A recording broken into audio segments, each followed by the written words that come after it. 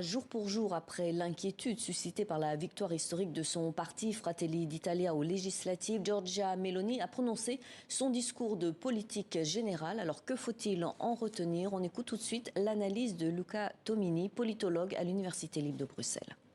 C'est une vision clairement de droite très conservatrice. C'est une vision qui imagine une Italie souverainiste, voire protectionniste en économie, un rôle de l'État très fort.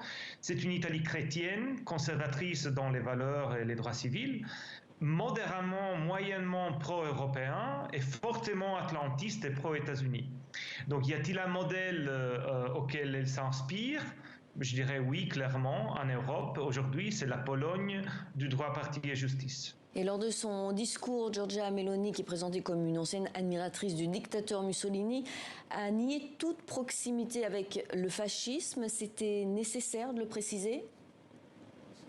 Je pense que c'était nécessaire, c'était le minimum et c'était pas encore suffisant parce qu'il ne faut pas oublier que son parti quand même est l'héritier d'une certaine tradition idéologique.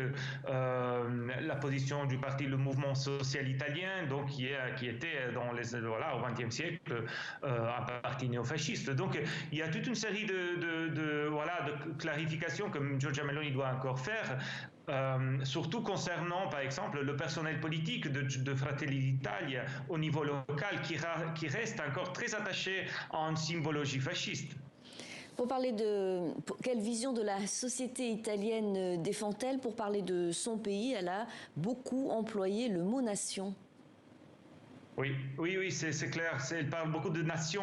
Elle parle beaucoup de patriotes, elle parle beaucoup, donc c'est vraiment des mots-clés qu'elle va utiliser. Elle a aussi renommé certains ministères pour donner l'impression que la nation et la patrie est au centre de l'action de son gouvernement. Ceci étant dit, à mon avis, il faut voir ça dans un contexte européen.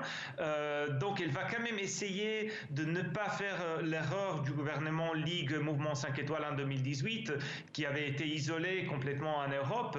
Donc, à mon avis, elle va adopter une double stratégie. Je parlais de la Pologne avant parce que je crois qu'elle va essayer de trouver des coalitions, elle va trouver des alliés en Europe et la Pologne, ce sera la première alliée, surtout sur les questions liées aux droits civils. Elle trouvera sûrement un support du gouvernement polonais, mais en même temps, elle va aussi essayer de faire des alliances pratiques avec la France de Macron, surtout pour équilibrer l'axe classique sur les questions économique entre l'Allemagne, les Pays-Bas, l'Autriche. Donc, elle va faire un double jeu, disons, va se positionner à la fois plutôt avec la Pologne ou avec la France sur des questions spécifiques.